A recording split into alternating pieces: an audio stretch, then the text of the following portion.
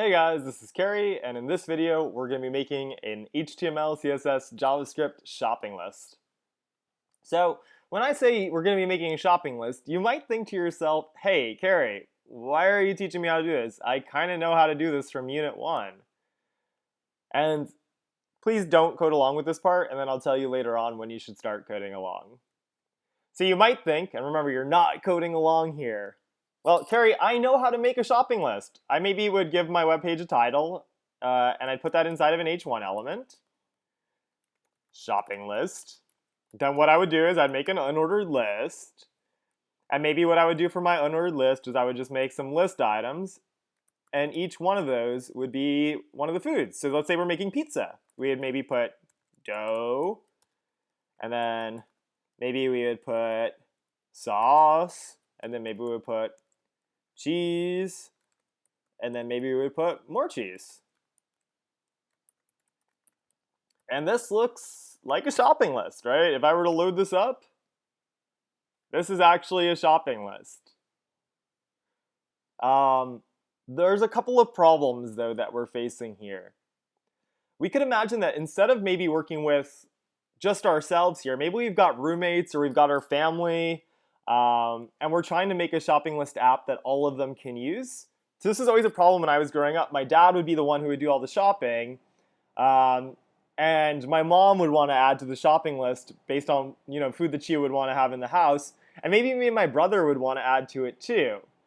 None of us really knew how to program. So it might have been a big ask to ask my younger brother to go in and be like, hey, Alex, can you type in and list item here and then add just whatever item? It might have been a lot. And the other problem that we're going to be facing today is instead of just having a short list like we're trying to make pizza here, I've actually already got a shopping list for you guys. And you can guess, it's terrible. It's over 100 items long. So one of the nice things about this shopping list is that, okay, and just before I get to the nice thing, I just used a program on the internet to randomly generate 100 food items. So I don't even eat a lot of these things. And if you see any weird food on here, the reason why is it's just a random list from the internet. Okay, so one of the nice things about this is instead of having to explain all that complicated HTML and stuff, if I had my younger brother, he could just say, well, oh, maybe I want to add to this list, and maybe what he would want to add is he would want to add, I don't know, hot chocolate. And he could just add it by typing comma and then that, and he wouldn't have to worry about knowing HTML. And my mom, who doesn't know HTML, maybe she would type in something here like, I don't know, pasta. And she would just have to type it in like that. Now notice the way a list is built, and we haven't worked with lists before this, is a list is a variable that we're creating using the let declaration, and we're going to let that shopping list equal a whole bunch of items instead of just one value. And the way we set it up is we use square brackets on the sides, and then commas separating each item. All right, so we've got a big problem ahead of us. We're trying to create a shopping list with not these 4 items, but these over 100 items. Yikes. So I think now is the time that we should start coding. So I'm going to make a copy of this starter by forking it, and you should do this too. So please start coding now. So let's fork it. I've been having a problem with my forking of the code because it's not showing me the top bar here that it usually shows. So I've been having to press refresh this morning. You may have to also. And now it shows me that. And now I'm able to rename it. So I'm going to rename it shopping list video. And I'm going to put a 2 here because I had a mistake version of this video already. So you don't have to put the 2. All right. So I'm going to get rid of this one, and I'm going to put this one here. So now it's the one from the video for the video. It's not the old code. All right, so when I'm thinking about this shopping list, what we're going to do here is we don't want to actually type in all these items. So I'm going to delete the items out of the unordered list. And we haven't looked at comments in HTML. Remember, a comment is a line of code that doesn't run. So if you're on a Mac, you can create a comment in HTML like this. And this is a line of code that doesn't run. So what I'm going to say here is it's an empty, unordered list for our shopping list. And this is a line of code that the programmer can read, but that the computer will not read as code. And this is the way it looks. So if you don't have that command / key, you could try like control /. I'm not sure if that will work. / is near the shift key. Or you can type these in manually. But this is a comment for the programmer, and it won't show up on the page. See? Nothing shows up there. All right, but we do have our empty unordered list. Or do we? I just see the H1. So one way we can test to make sure that the empty unordered list is actually there is you can go to your web page, and if you're on Chrome, you can do View, Developer, and then View Source. And it will actually show you the HTML code used to create your web page. And I can see that in the code that's running, there is an empty unordered list, as well as our comment, which is kind of cool. You can use this on websites that you didn't build, and you'll be able to see how all the code for how Google is built and stuff like that. Or for how the HTML part of Google is built. All right, so here we go. Let's start with our JavaScript now.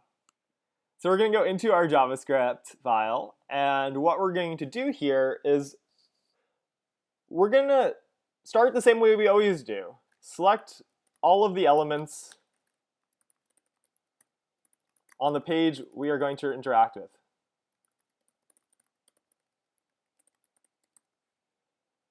All right, so the only element that we're going to interact with is actually this empty unordered list. So to select that, I'm going to do a let unordered list equal document.querySelector, and then I'm going to select the unordered list. Sometimes we select things using IDs with hashtags or using classes with periods. This doesn't have an ID or a class, so I'm just selecting it using its element type, which is an element of type UL. Remember, when we say an element, we mean a whole thing like this. So this is our element that we're selecting. All right, now to put stuff inside of that, we want to go through our list, and for each food item on the list, we want to add it to the HTML page.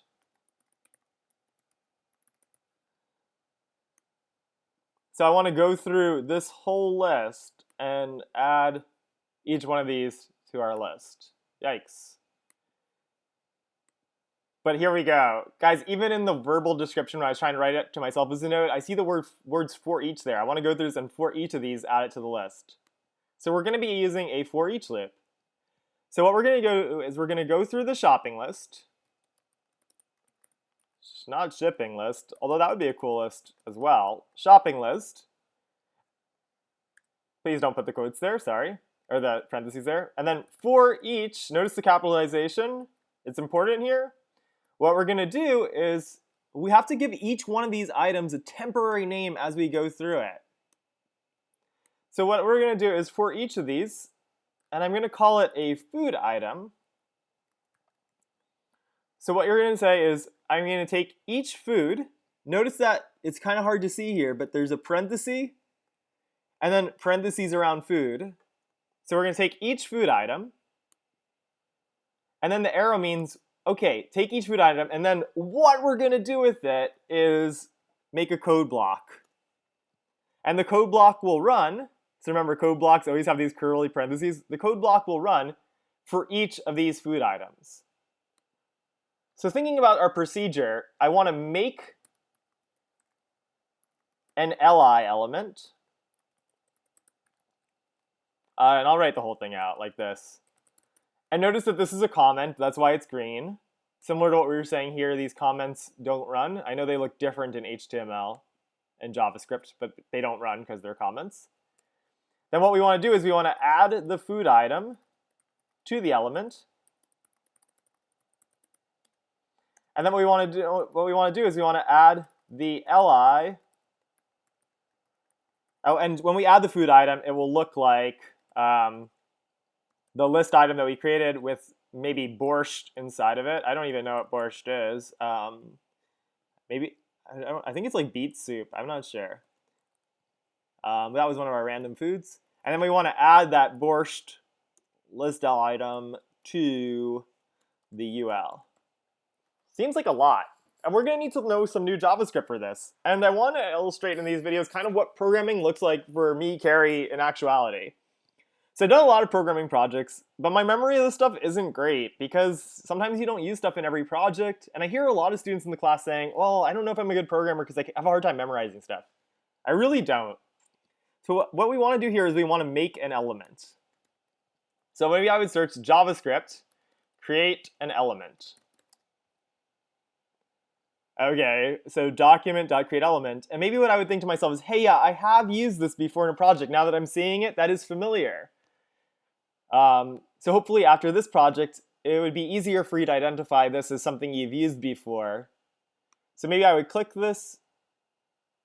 And it looks like what we're going to do is let our new element equal document.create. And then we have to put the tag type. And our tag name, remember, is the thing here. So I want to create a new list item element. And the reason why we have to do that is notice that we don't have any list items inside of our UL. So we're going to make a new list item by, create is not the right word there. I typed the wrong thing. Create element. All right, so make sure you change that. It should look like this. Okay, next up we want to add, inside of this list item, we want to add whatever food we're up to, borscht or lettuce or Asiago. So what we're going to do is we're going to say, take that new element, and to add text inside of it, that's called the inner HTML. This part right here. So we're going to make the inner HTML equal to whatever food we are currently up to. And then the very last thing that we're supposed to do here is we're supposed to take that new element and we're supposed to add it to our unordered list. And I don't remember how to do this. I'm going to do JavaScript, how to add elements to elements.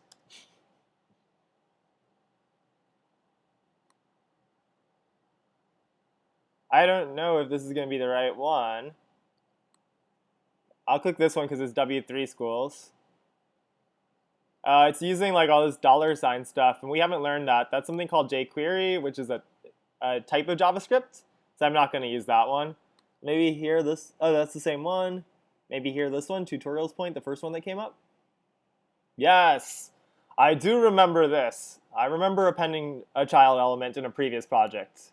So if I don't have that project in my memory, it's harder because I'm like, I'm not sure if this is the right thing to do, but I have used this before, and now you've used it before.